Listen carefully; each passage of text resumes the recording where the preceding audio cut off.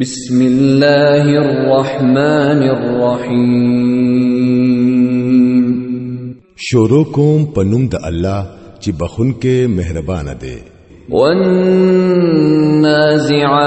غرقا والناشطات نشطا والسابحات سبحا السابقات سبقا المدبرات امرا.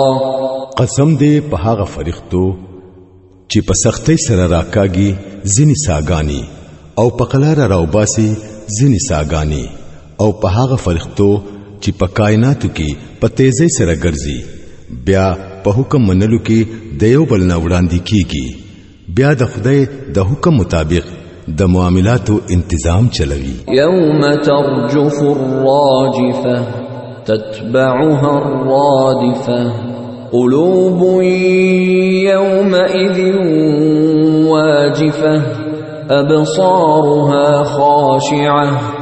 پکمو رس چې راشي د زلزلې جړق او ورپسې راشي یو بل جړق سزلونه بوي چې په دغه ورځ با د یری نه رپیږي سترګې بداغوي یریدون کی وی. یقولون أئنا لمردودون في الحافرة أئذا كنا عظاما نخرة. دا خلق وای آیا واقع مونږ به بیرته بیا واپس راوستل کیږو؟ آیا سو وخت چې مونږه وراسته ډوکی شویو؟ قالوا تلك اذا كرة خاسرة. وای چې دا واپس خو به بیا ډېر د تاوان وی. فإنما هي زجرة واحدة فإذا هم بالساهرة.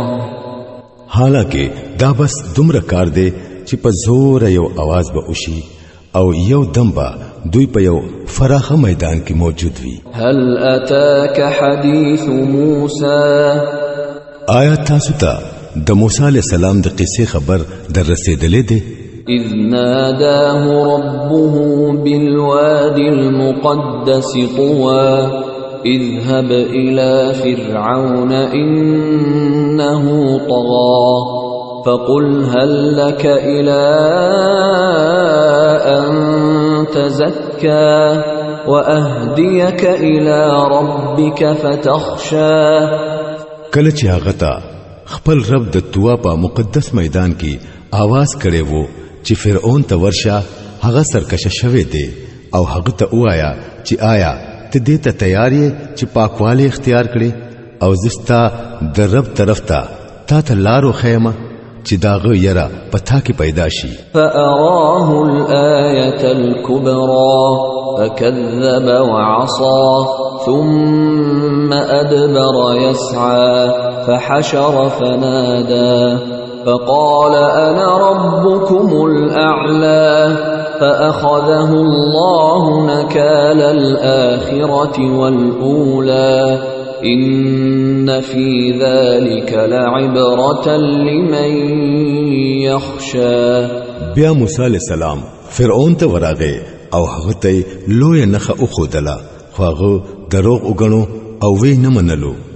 بیا د دوکبازۍ د پاره واپس شو او خلک را جمع کړل او په اعلان سره ویل زستاسو لوی رب یم.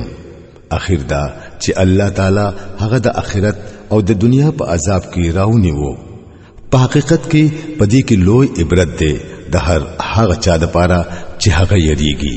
أأنتم أشد خلقا أم السماء بناها رفع سمكها فسواها وأغطش ليلها وأخرج ضحاها والأرض بعد ذلك دحاها أخرج منها ماءها ومرعاها والجبال أرساها متاعا لكم ولأنعامكم.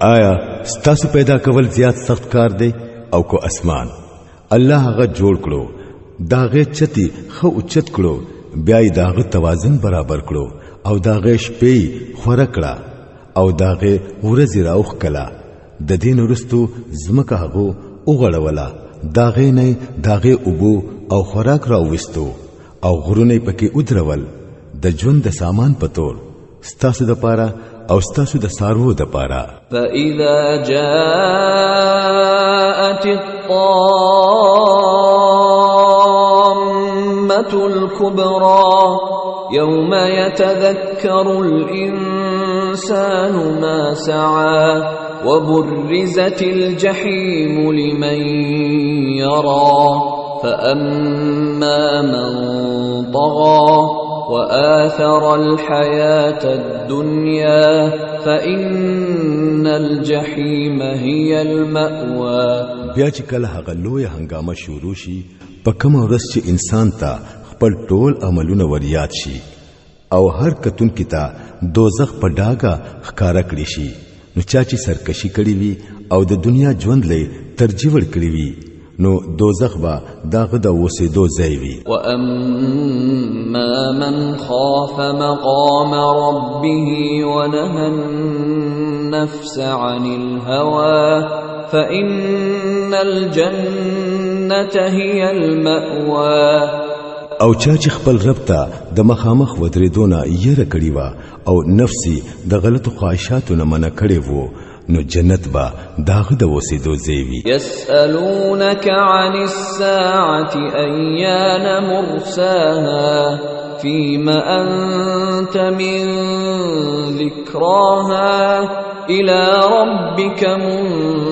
منتهاها إنما أنت منذر من يخشاها دا خلق ستانه تپوس کوي چې اخر هغه ساعت به کله راځي ستاسو کار دی چې د دې وخت اوخه د دې علم خو په الله باندې ختم دی ته صرف خبردارون کې هغه چالره چې د دې نه یره کوي كأنهم يوم يرونها لم يلبثوا إلا عشية أو ضحاها پکم ورځ چې دوی دا قیامت وویني نو دوی ته به داسې معلومیږي چې دوی په دنیا کې یا د مرګ په حالت کې بس د یوې ورځې د غرمې نه وروستنۍ حصہ یا د غرمې پورې وخت تیر کړی دی